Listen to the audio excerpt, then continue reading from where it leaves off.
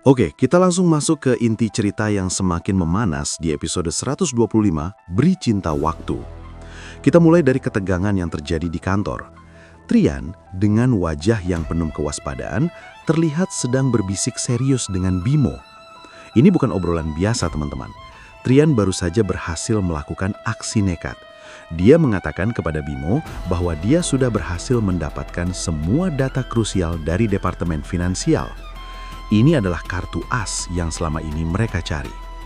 Tapi, Trian sadar betul kalau dinding kantor itu punya telinga. Situasinya tidak aman. Mata-mata musuh bisa ada di mana saja. Karena itu, Trian memutuskan untuk menunda pembahasan detailnya. Dia mengajak Bimo untuk bertemu nanti di tempat yang lebih privat, yaitu di apartemennya. Strategi gerilya Trian ini benar-benar bikin kita deg-degan. Apakah dia bisa membawa data itu keluar dengan aman? Di tengah ketegangan strategi bisnis itu, sisi romantis Trian tetap tidak pernah mati. Ada momen manis yang terselip. Seorang office boy atau pelayan masuk membawa pesanan Trian. Tapi bukannya langsung dimakan atau diminum, Trian malah menuliskan sebuah pesan singkat di secari kertas.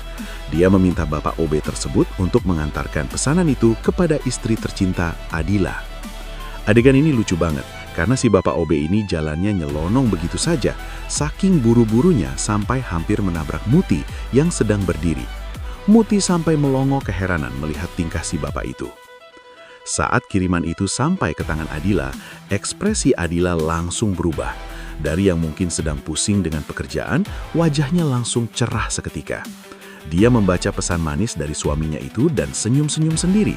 Duh, dunia serasa milik berdua ya, yang lain cuma ngontrak. Muti yang melihat sahabatnya senyum-senyum sendiri cuma bisa manyun, mungkin iri atau mungkin heran melihat tingkah Pak Sutri yang satu ini. Tapi, kebahagiaan Adila sedikit terganggu saat Muti mulai bertanya hal serius. Muti datang bukan tanpa alasan, dia menagih janji soal rencana mereka mengikuti kelas bela diri. Adila dengan santai menjawab kalau urusan itu sudah beres, dia sudah dapat rekomendasi tempat yang oke dari Bu Gladys. Namun, pertanyaan Muti selanjutnya lah yang bikin suasana jadi canggung. Muti bertanya, gimana kelanjutan penyelidikan soal geng tomat? Mendengar kata geng tomat, wajah Adila langsung berubah serius. Dia terdiam sejenak, berpikir keras. Di dalam hatinya terjadi pergulatan batin yang hebat. Adila sebenarnya benci harus main rahasia-rahasiaan sama Trian. Dia ingin jujur, tapi logikanya berkata lain. Dia merasa menyembunyikan penyelidikan geng tomat ini adalah jalan terbaik untuk saat ini demi keselamatan dan kelancaran rencana mereka. Adila memilih untuk menelan sendiri beban rahasia ini. Sekarang kita beralih ke kubu lawan. Nina, mata-mata yang ada di kantor, sedang memberikan laporan panas kepada Aditya. Nina melaporkan pengamatannya bahwa tadi dia melihat Trian menyelinap masuk ke ruang finansial secara diam-diam. Mendengar laporan ini, ekspresi Aditya langsung berubah. Dia kaget dan heran. Dia menyadari satu hal, Trian sudah mulai bergerak. Trian bukan lagi dia menunggu, tapi sudah mulai menyerang balik dengan mencari bukti. Aditya terlihat sangat serius. Dia tahu perang dingin ini sudah masuk ke tahap yang lebih berbahaya. Langkah Trian yang semakin agresif membuat Aditya harus memutar otak lagi. Adegan berpindah kembali ke pasangan favorit kita. Trian awalnya mengajak Adila makan siang di luar, mungkin mau date tipis-tipis. Tapi Adila, istri idaman yang pengertian, menolak. Dia mengajak Trian makan di ruangannya saja. Dan ternyata, surprise, Adila sudah menyiapkan bekal makan siang spesial buat mereka berdua. Melihat usaha istrinya, Trian makin kelepek-kelepek. Dia merasa sangat dicintai dan diperhatikan. Trian memuji masakan Adila yang katanya enak banget. Saking so sweetnya, Trian berinisiatif mau menyuapi Adila. Sendok sudah diangkat, mulut Adila sudah terbuka, momen romantis itu hancur gara-gara bunyi notifikasi handphone. Trian mengecek HP-nya dan ternyata ada notifikasi tagihan hotel. Dan jumlahnya itu loh, bikin mata melotot, 10 juta rupiah. Adila yang melihat nominal itu langsung syok berat. Bayangkan, 10 juta cuma buat tempat tidur sebulan. Bagi Adila yang berjiwa ekonomis, ini pemborosan tingkat dewa.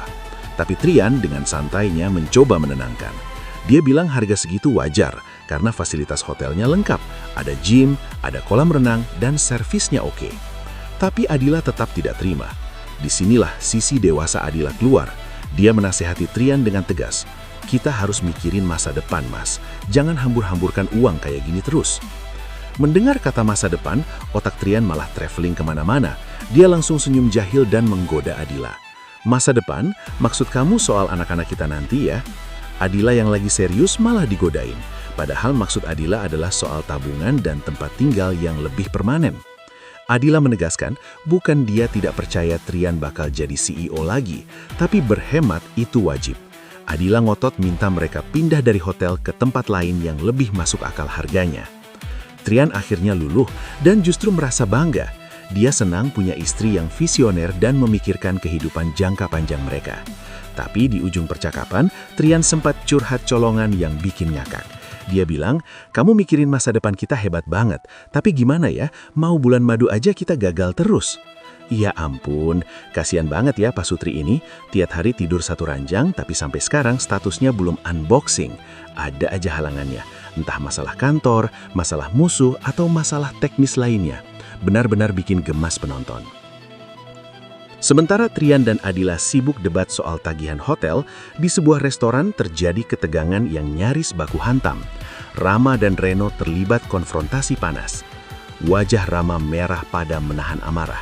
Dia sudah tidak tahan lagi dengan kelakuan Reno yang terus-menerus memojokkannya. Reno dengan gaya liciknya terus mengungkit dan mengancam Rama dengan kartu as masa lalu. Reno mengancam akan membongkar rahasia kelam Rama soal kecelakaan yang terjadi 10 tahun lalu. Situasi makin panas, hampir saja terjadi adu fisik kalau tidak ada orang lain yang melerai atau masuk ke situasi itu.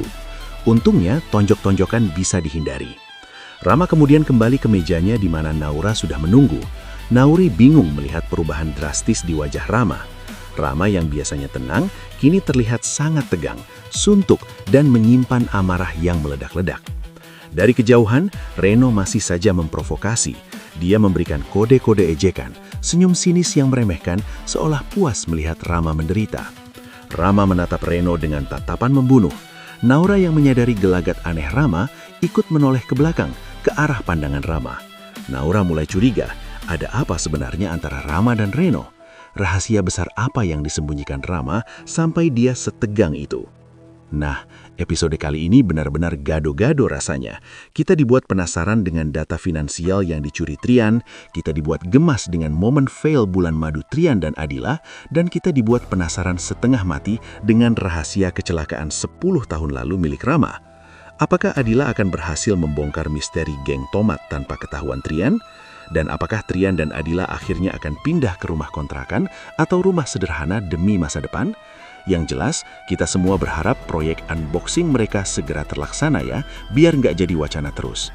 Kita tunggu kelanjutannya besok.